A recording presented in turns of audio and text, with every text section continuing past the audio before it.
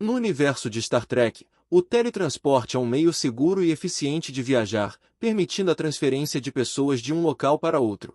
Porém, é possível questionar a suposta segurança desse método. E se a taxa de mortalidade não fosse quase zero, mas sim de 100%? E se o teletransporte fosse uma máquina de suicídio?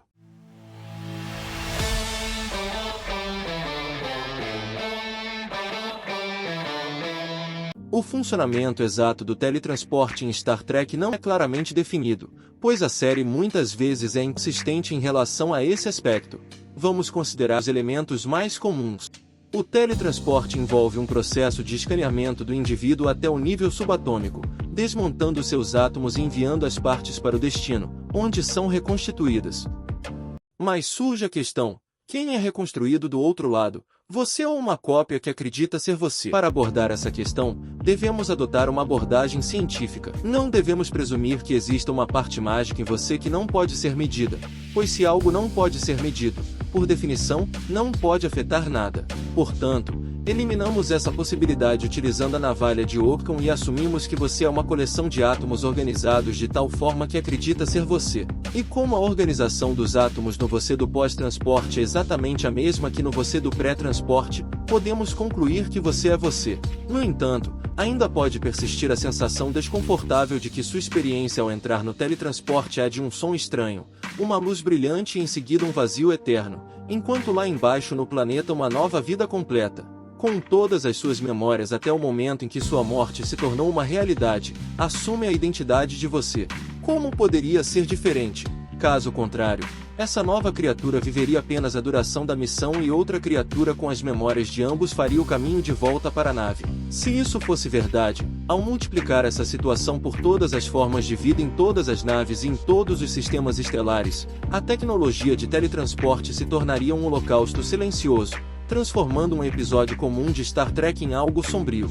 Nesse contexto, usar o elevador turbo em vez do teletransporte direto entre locais seria considerado uma pequena bênção. Apesar dessas preocupações, as medições parecem confirmar a segurança do teletransporte. Talvez estejamos sendo paranoicos e já estejamos atrasados para nossas férias em Risa. Porém, a ideia de que a reconstituição dos átomos é a versão otimista e não reflete necessariamente a realidade do funcionamento do teletransporte persiste. Afinal, acidentes podem resultar na fusão de duas pessoas da tripulação em uma só ou na divisão de uma pessoa em duas. Não há átomos suficientes em um indivíduo para criar uma segunda pessoa, o que sugere que o teletransporte pode estar convertendo átomos em energia e energia de volta em átomo. Nesse caso, o indivíduo seria destruído, sua energia utilizada como combustível e em seguida, ele seria recriado como algo novo. Isso realmente se assemelha à morte, mas os estudiosos de filosofia podem apontar a analogia do navio de Teseu. Pense nas partes de um navio.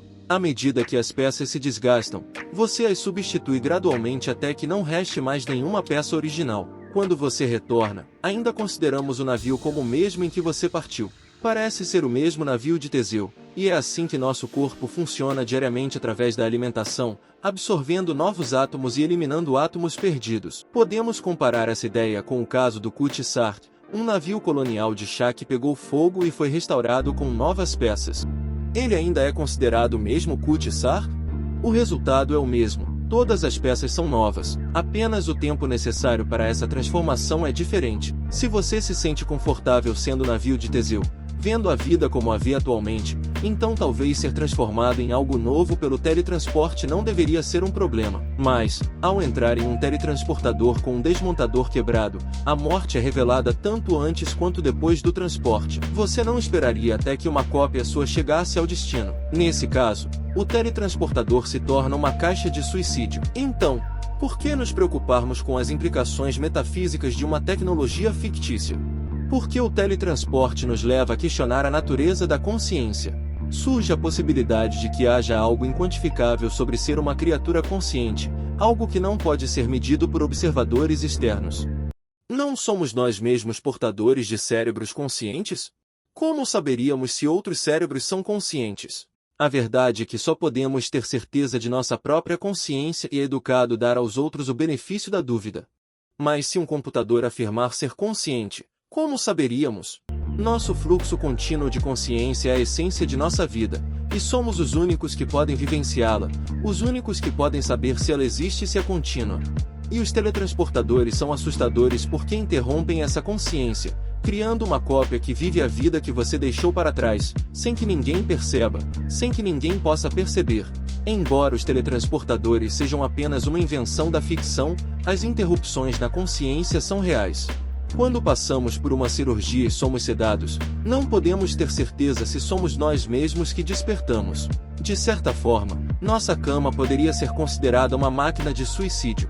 Todas as noites, mergulhamos na inconsciência, nos braços calorosos do ceifador, e todas as manhãs acordamos como uma nova criatura, vivendo o primeiro e único dia de uma nova existência.